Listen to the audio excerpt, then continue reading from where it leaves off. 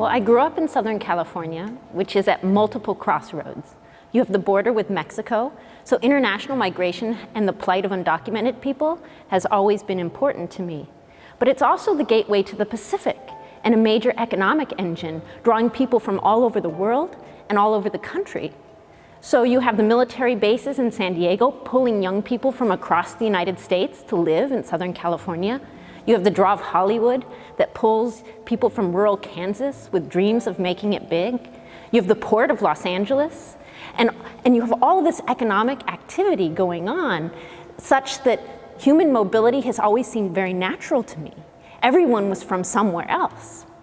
And what seems unnatural to me, or very puzzling, is the way that people become fixated on a particular territory, or fixated with a specific sort of identity. So fixated on things like nationality or nationalism, when those are not natural or given, but social constructs. My last project explored the violence that Central American migrants experience in transit as they attempt to cross Mexico to get to the United States, undocumented. So those are primarily Salvadorans, Guatemalans, and Hondurans making a dangerous passage across a drug war zone along a clandestine route. I look at the way that people survive this violence through improvisation, through a sort of irreverent leveraging of anything that's fixed, whether it's a social institution or a material resource. It was a story of a man who I met in rural El Salvador, and he was living in a mud hut with very little means. He shared with me just his meager serving of beans, which is all he had. And we had been talking about how he had made the journey to the United States once before, and he was contemplating another journey. I was puzzled how someone with so few resources, not even enough to pay a sort of door-to-door smuggler, how someone could make such a harrowing trip. And he explained to me that he went step by step, knowing only that he had to get to a train yard in southern Mexico, and there he would meet with other people. And he put his arms out wide, and he explained, we all go like this. And what he meant by that was that people of different nationalities, of different walks of life, were all converging in the same place and coming together. And they boarded this freight train, all of them together, Hondurans, Guatemalans, Salvadorans, in this multinational group. And together they followed one another as unchoreographed but collective, and thereby participating in the work of history, reshaping the nation state. So you have people that are on the margins of history books that nevertheless are participating in the great movement and moment of our time in their very act of survival. In one of the images, we see a wall in the background, the land crossing.